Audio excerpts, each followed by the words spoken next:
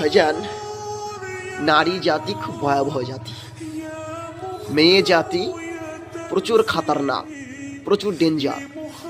অতএব এই নারী থেকে বাঁচতে হবে। যুবকদের জন্য বা পুরুষদের জন্য সব থেকে জটিল, সবচেয়ে ভয়াবহ বস্তু হচ্ছে নারী। কেন?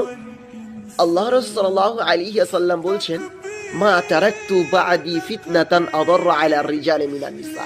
আমার জীবনে আমি দেখিনি কোনো বস্তু, আমার জীবনে আমি ছাড়িনি কোনো বস্তু যা পুরুষের জন্য বিপজ্জনক হতে পারে নারীদের চেয়ে। অর্থাৎ নারী এমন জাতি যে বুদ্ধিমানের বুদ্ধিকে নষ্ট করে দিতে পারে।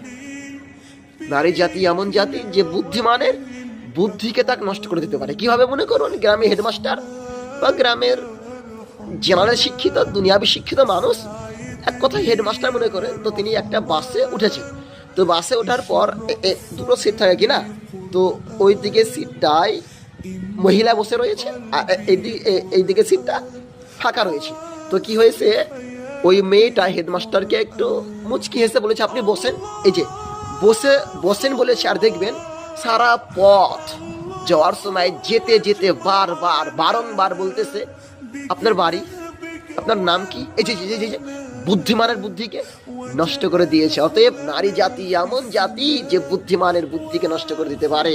রাসূলুল্লাহ সাল্লাল্লাহু আলাইহি ওয়াসাল্লাম বলেছেন যে ইন্না নিসা হাবালা শাইতান, নিশ্চয় নারী হচ্ছে শয়তানের ফাঁদ।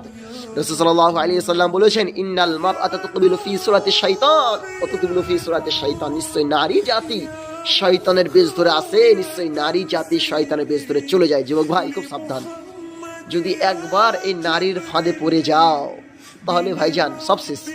তোমার তো ক্যারিয়ার শেষ হবে 100%, কোনো সন্দেহ নাই। আরে ভাই, ক্যারিয়ার তো শেষ হবে তো কোনো সন্দেহ নাই। এমন কিনা কত যুবক যে দেখলাম ভাই, এমন কিনা আমার বন্ধুদেরকেও দেখলাম, একটা মেয়ের জন্য পড়া ছেড়ে দিয়েছে। আজীব ব্যাপার।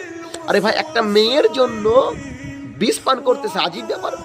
কোন একটা মেয়ের জন্য, বেগানা নারীর জন্য আত্মহত্যা করতেছে। আজীব ব্যাপার। কোন সালাত সাহেব জি